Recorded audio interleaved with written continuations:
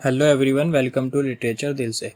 So in today's lecture we are going to study one of the greatest narrative poems in English literature, The Rime of the Ancient Mariner by Samuel Taylor Coleridge. बात करें इसकी publish की तो ये first published in 1798 in lyrical ballads. ये जो poem है ना इसको रिगार्ड किया जाता है as one of the masterpieces of romantic age. Mainly ये कंबाइन करती है एडवेंचर को, सुपर नेचुरल इवेंट्स को, मोरालिटी को, रिलीजन को, इमेजिनेशन को और बात करें तो ब्यूटी ऑफ नेचर को. ये जो पोएम है ना ये हमें एक स्टोरी बताती है एक ओल्ड सेलर की जिसको एंशिएंट मैरिनर बोलते हैं. इसके अंदर जो कि रोकता है वेडिंग गेस्ट, मतलब वेडिंग में जा रहे गेस्ट को उनमें से किसी एक को रोकता है और उनको अपनी सी वॉयज वाली स्टोरी, उसका एक्स्ट्रा ऑर्डिनरी इवेंट्स बताता है. और थ्रू हिज एक्सपीरियंसेस कोलरिज जो है ना वो एक्सप्लोर करते हैं आइडियाज़ ऑफ सिन को, गिल्ट को, पनिशमेंट को, रिपेंटेंस को, रिडेम्पशन को और बात करें तो respect for all living creatures को. अब इसकी इंपॉर्टेंस की बात करें तो ये इंपॉर्टेंट होने वाली है यूजीसी नेट, टीजीटी, पीजीटी और DSSB के लिए. तो आप इसको डिटेल में समझते हैं. तो सबसे पहले बैकग्राउंड इन्फॉर्मेशन देखते हैं कुछ. तो जो ये है ना the rime of the ancient mariner, ये first published in 1798 as the opening poem of lyrical ballads, जो कि लिखे जा रहे थे by William Wordsworth and Samuel Taylor Coleridge. ये जो कलेक्शन है ना ये mark the beginning of the romantic movement in English literature. Coleridge जो है ना वो स्पेशलाइज थे अपनी पोएम्स में based on the super natural. और उसके बाद हाउएवर ही वो बिलीव करते थे कि जो सुपर नेचुरल इवेंट्स है ना शुड फील इमोशनली बिलीवेबल. और ही कॉल्ड, इसी आइडिया को उन्होंने क्या नाम दिया था, विलिंग सस्पेंशन ऑफ डिसबिलीव.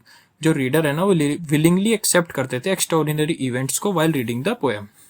ये जो पोएम है ये ऑल्सो रिफ्लेक्ट करती है Christian ideas of sin, repentance, forgiveness और बात करें तो ह्यूमैनिटीज रिलेशनशिप विद नेचर. अब अबाउट द टाइटल देखते हैं. तो इसके अंदर जो सबसे पहले वर्ड आता है राइम. ये एक ओल्ड इंग्लिश वर्ड है जिसका मतलब होता है बलाड और बात करें तो एक नैरेटिव पोएम. एंशिएंट वर्ड आता है उसका मतलब होता है वेरी ओल्ड. मैरिनर आता है जिसका मतलब होता है एक सेलर. तो मेनली इस टाइटल का मतलब यही हुआ कि एक बलाड है, the ballad of an old sailor. जो टाइटल है ना ये इमीडिएटली टेलस दैट जो पोएम है ना is a story narrated by an experience sailor. अब इसकी फॉर्म और स्ट्रक्चर देखते हैं. तो ये पोएम है इसके अंदर 7 पार्ट्स है और जो ये लिखी गई है ना it is written as a ballad और एक नरेटिव पोएम जो कि tells a story. Important features देखिएगा इसके अंदर जो है वो है बलाड स्टेंजा, सिंपल लैंग्वेज है, डायलॉग है, रिपीटेशन है, सुपरनेचुरल एलिमेंट्स दिखेंगे, सिंबोलिज्म और विविड इमेजरी. और जो पोएम है ना ये जो पोएम है is narrated mainly in the first person by the ancient mariner. अब इसकी सेटिंग देख लेते हैं. जो ये स्टोरी है ना begins outside a wedding hall, जहाँ पे एक जॉयफुल वेडिंग चल रही होती है, वेडिंग सेलिब्रेशन चल रहा होता है. और जो मोस्ट ऑफ द पोएम है ना however is set in the on a sailing ship in the southern ocean near Antarctica across mysterious supernatural seas. और जो सेटिंग है ना शिफ्ट होती है from cheerful human society to the lonely and frightening world of the sea. अब major characters देखते हैं. सबसे पहले बात करते हैं द एंशिएंट मैरिनर की, जो ये सेंट्रल कैरेक्टर होने वाला है इसका. तो ये एक ओल्ड सेलर होता है जो कि एक टेरिबल मिस्टेक कर देता है. वो क्या करता है, उसकी वजह से जो है ना वो सफर कर रहा होता है उसके कॉन्सिक्वेंसेस. और he becomes wiser after his long spiritual journey. उसके बाद आता है सेकंड वेडिंग गेस्ट. ये एक यंग मैन होता है going to attend a wedding, but इसको जबरदस्ती रोक के स्टोरी सुनाई जाती है मैरिनर के द्वारा. और by the end of the poem ये जो है ना ये becomes wiser because of what he has learned. उसके बाद एक होता है द एल्बाट्रोस. एक लार्ज सी बर्ड होती है जो कि सिंबलाइज करती है नेचर को, गुड लक को, इनोसेंस को और बात करें तो गॉड्स क्रिएशन को. और द किलिंग ऑफ द एल्बाट्रोस जो है ना becomes the turning point of the entire poem. उसके बाद लाइफ इन डेथ होता है. एक सुपर नेचुरल फीमेल फिगर होती है. ये जो होती है ना रिप्रेजेंट करती है स्पिरिचुअल सफरिंग को रेदर देन फिजिकल डेथ को. इसके बाद डेथ, ये एक सुपर नेचुरल कैरेक्टर होता है जो कि who plays dice with life in death for the fate of the sailors. Central idea की बात करें तो सेंट्रल आइडिया जो है इस पोएम का वो यही है कि जो जितने भी लिविंग क्रिएचर्स होते हैं ना वो सब एक गॉड का पार्ट होते हैं, गॉड की क्रिएशन का एक पार्ट होते हैं और वो सब डिजर्व करते हैं लव को और रेस्पेक्ट को. और जब वो मैरिनर जो होता है उस इनोसेंट एल्बाट्रोस को मार देता है बिना किसी रीजन के, तो वो जो है ना वो कमिट करता है एक मोरल क्राइम को. और एज अ पनिशमेंट वो सफर करता है लोनलीनेस से, फेयर से, गिल्ट से और बात करें तो स्पिरिचुअल पेन से. Only after he sincerely repent and learn to love all living beings does he receive forgiveness. उसके बाद जो पोएम है हमें टीच करती है कि जो लव फॉर नेचर है ना is also love for God. अब देखते हैं इसकी समरी डिटेल में. तो जो पोएम है ये स्टार्ट होती है एक ओल्ड सेलर से जो कि 3 गेस्ट में से एक गेस्ट को रोकता है. जो कि वो जो गेस्ट होते हैं वो शादी में जा रहे होते हैं तो वो उनमें से एक बंदे को रोकता है. तो जो वेडिंग गेस्ट होता है ना वो रिलेक्टेंट होता है, रिलेक्टेंट क्यों? क्योंकि he wants to attend the celebration. However जो एंशिएंट मैरिनर है वो मिस्टीरियस होता है, उसकी अपीयरेंस जो थी ना मिस्टीरियस थी काफ़ी, और उसकी पावरफुल आइज थी, तो वो उसको क्या हिप्नोटाइज करता है, क्या करता है, उसको फोर्स करता है सुनने के लिए, और वो तैयार हो जाता है सुनने के लिए। तो जो मैरिनर होता है वो स्टार्ट करता है अपना describing a sea voyage. Sea voyage mainly यही होता है कि एक जर्नी होती है, एक लॉन्ग जर्नी जो कि पानी के ऊपर होती है, समुद्र में होती है, बोट में या फिर शिप में, तो उसको सी वॉयज बोलते हैं। तो जो शिप होता है वो लीव्स द हार्बर सक्सेसफुली। अब भाई वो हार्बर से चले आता है, ठीक है, उसके बाद इनिशियली जो होता है ना सब चीज़ बढ़िया चल रही होती है, कोई दिक्कत नहीं होती। तो जैसे आगे बढ़ता है, वो आगे बढ़ते हैं, समुद्र में जाते हैं, तो एक वॉयलेंट स्टॉर्म आता है जो कि उस शिप को पुश कर देता है toward the icy Antarctic region. और जो सेलर्स होते हैं ना वो become surrounded by huge icebergs. जो एटमॉस्फेयर होता है वो बिकम्स बहुत ज़्यादा ठंडा, कोल्ड हो जाता है, साइलेंट होता है और फ्राइटनिंग होता है। तो तभी क्या होता है, सडनली एक एल्बर्ट्रोज आता है। तो जो सेलर्स होते हैं उसको कंसिडर करते हैं कि भाई एक बर्ड आई है, तो वो उस बर्ड को as a sign of good luck मानते हैं। तो जो वो बर्ड होती है वो उनको गाइड्स करती है कि शिप को कि safely out of the dangerous ice. जो सब होते हैं वो वेलकम कर रहे होते हैं इस बर्ड का विद अफेक्शन। पर वहीं पे क्या होता है, बिना किसी रीजन के जो एंशिएंट मैरिनर है ना वो उसको शूट कर देता है अपने क्रॉसबो से और उस एल्बाट्रोस को मार देता है। और ये जो अननेसेसरी एक्ट ऑफ वायलेंस था ना becomes the greatest sin of his life. अब उसको वो मार देता है, तो उसके बाद क्या होता है, उसके बाद ये होता है कि after the mariner kills the albatross, अब जो वेदर था वो सडनली चेंज हो जाता है। अब स्टार्टिंग में जो सेलर होते हैं भाई वो ब्लेम करते हैं उसको कि तूने उस बर्ड को मारा जो कि गुड लक लेके आई थी और ये तेरी वजह से हो रहा है। और क्या होता है, जो फॉग होता है ना वो डिसअपियर्स हो जाता है और एकदम से जो वेदर होता है वो बिकम्स क्लियर। और जब ये चीज़ें होती है कि एकदम से फॉग हट गया, भाई मौसम चेंज हुआ था, फॉग हट गया और वेदर बहुत ज़्यादा शांत हो गया, बढ़िया हो चुका है, तो वो चेंज कर लेते हैं अपने माइंड को और सपोर्ट करते हैं उसके एक्शन को। सून एकदम से क्या होता है, जो शिप होता है वहाँ पे बिकम्स कम्प्लीटली मोशनलेस। क्यों? क्योंकि भाई कोई हवा नहीं चल रही, कुछ नहीं चल रही, बिल्कुल शांत है, तो शिप कैसे चलेगा। तो जो सी होती है ना बिकम्स काल्म, और जो सेलर्स होते हैं ना वो बहुत ज़्यादा सफ़र कर रहे होते हैं प्यास से और भूख से। अब भाई वो भूख प्यास से मर रहे होते हैं, तो एज अ पनिशमेंट जो सेलर है ना, अब वो सेलर सोच लेते हैं कि हाँ भाई इसी की वजह से हुआ है ये, तो अब वो एज अ पनिशमेंट क्या करते हैं, उस एल्बाट्रोस की जो डेड बॉडी होती है, मतलब वो जो मरा हुआ एल्बाट्रोस होता है, उसको मैरिनर की गर्दन पे लटका देते हैं, मतलब बांध देते हैं उसकी गर्दन पे। तो जो क्यों? क्योंकि जो ये बर्ड है ना becomes a symbol of his guilt. उसके बाद उसके बाद क्या होता है, उसके बाद एक स्ट्रेंज घोस्ट शिप आता है, ठीक है। उस शिप के अंदर ना दो सुपर नेचुरल फिगर्स होती हैं, पहली डेथ, दूसरी लाइफ इन डेथ। तो वो दोनों जो होते हैं वो आपस में डाइस खेलते हैं, गैम्बल खेलते हैं, throwing dice for the lives of the sellers. तो जो डेथ होती है ना वो जीत जाती है सोल ऑफ सेलर्स को, और जो लाइफ इन डेथ होती है वो जीत जाती है एंशिएंट मैरिनर को।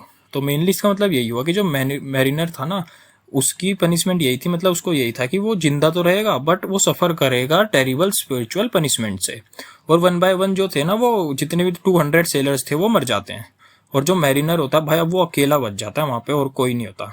तो जो मैरिनर होता है वो फेस कर रहा होता है कंप्लीट लोनलीनेस को, और वो जो होता है ना सिर्फ और सिर्फ अपने कंपेनियंस की डेड बॉडीज से घिरा होता है, चारों तरफ उसकी डेड बॉडीज पड़ी होती है उसके कंपेनियंस की। अब भाई वो प्रे भी नहीं कर सकता, क्यों? क्योंकि उसके अंदर गिल्ट था, उसके हार्ट के अंदर गिल्ट था कहीं ना कहीं उस एल्बाट्रोस को मारने का। तो एक रात क्या होता है, वो नोटिस करता है एक ब्यूटीफुल सी स्नेक्स को जो कि पानी के ऊपर आराम से मूव कर रहा होता है। और ये पहली बार होता है उस एल्बाट्रोस को मारने के बाद कि जो मैरिनर होता है वो एडमायर करता है किसी लिविंग क्रिएचर को बिना किसी सेल्फिशनेस के, और वो है ना वो उसको ब्लेस करता है उस स्नेक को from the bottom of his heart. और ये मोमेंट है ना, ये मोमेंट काफी इंपॉर्टेंट होने वाला है। क्यों? ये बहुत ज्यादा इंपॉर्टेंट है क्योंकि यहाँ से जो उसका कर्ज था ना वो धीरे से टूटता है, जो एल्बाट्रोस था उसकी गर्दन से टूट के और समुद्र में गिर जाता है। और ये जो है ना ये सिंबलाइज करता है sincere love and repentance begins his spiritual redemption को।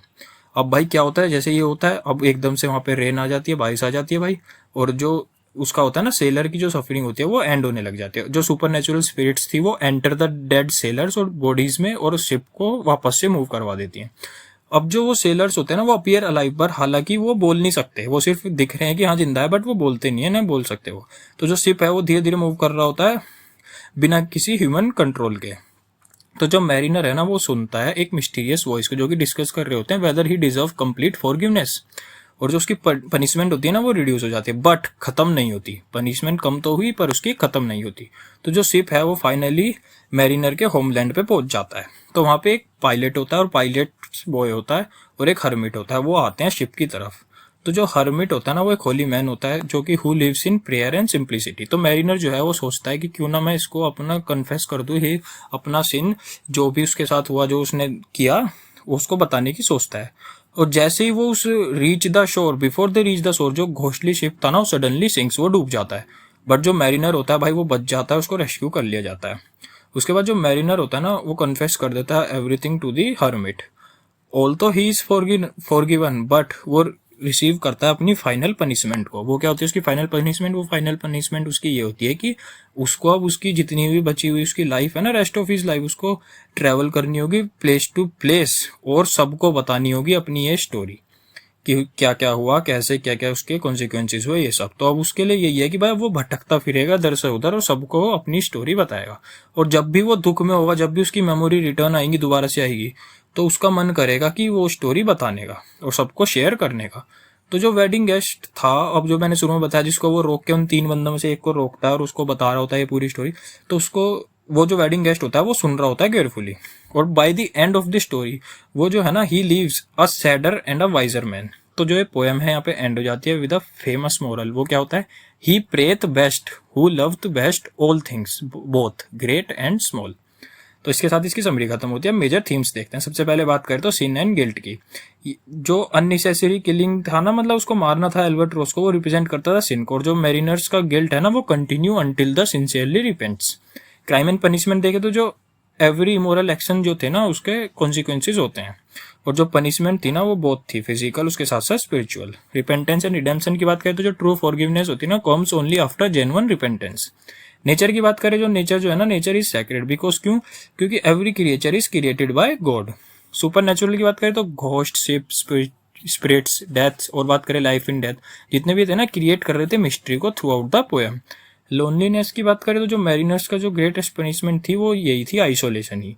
रिलीजन की देखें तो जो पोएम है रिफ्लेक्ट करती है क्रिश्चियन बिलीफ्स को अबाउट सिन, कन्फेशन, फॉरगिवनेस, और बात करें तो गॉड्स मर्सी।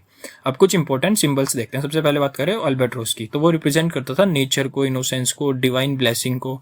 और आफ्टर इट्स डेथ जो it becomes the symbol of guilt. Sea की बात करें तो रिप्रेजेंट करती थी both beauty and danger. Water की बात करें, symbol of both life and suffering. Sun की बात करें, represent harsh punishment and divine judgement. Moon की बात करें तो represent peace, hope and spiritual recovery. अब सी स्नेक्स भी था एक, तो वो रिप्रेजेंट करता था ब्यूटी ऑफ नेचर को। Their blessing marks the beginning of redemption. Crossbow की बात करें, रिप्रेजेंट केयरलेस वायलेंस। अब सुपर नेचुरल एलिमेंट्स देखे तो ghost ship, death, life in death, spirits, talking voices, moving dead sailors, magical forces, ये सब super natural elements थे। और ये जो सुपर नेचुरल इवेंट्स है ना, create mystery while conveying moral truths. इसके बाद लिटरेरी फीचर्स देखे इस पोएम के, तो ये एक बलाड है, फ्रेम नरेटिव है, सिंबोलिज्म है, एलिगरी है, आपको पर्सोनिफिकेशन का यूज मिलेगा, इमेजरी भी है, एलिट्रेशन भी है, और बात करें तो रिपीटेशन और सुपरनेचुरलिज्म भी है।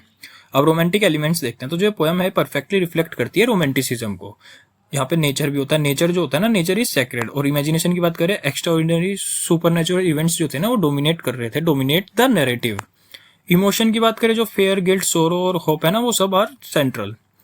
इंडिविजुअल एक्सपीरियंस की देखे तो जो मैरिनर्स की जो पर्सनल जर्नी थी ना, वो बिकम्स अ यूनिवर्सल लेसन।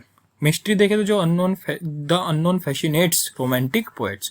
अब कुछ इंपॉर्टेंट कोटेशंस देखते हैं। सबसे पहले, water water everywhere, nor any drop to drink. Mainly इसका मतलब यही हुआ कि चारों तरफ पानी ही पानी है, पर वो प्यास के मारे मर रहे थे, पीने के लिए पानी नहीं है। चारों तरफ तो पानी पानी है, पर क्या करें, पीने के लिए कोई पानी नहीं है। तो मेनली मतलब ये दिखा रहे थे कि देखो चारों तरफ तो पानी, कितना पानी है, पर पी वो सकते नहीं।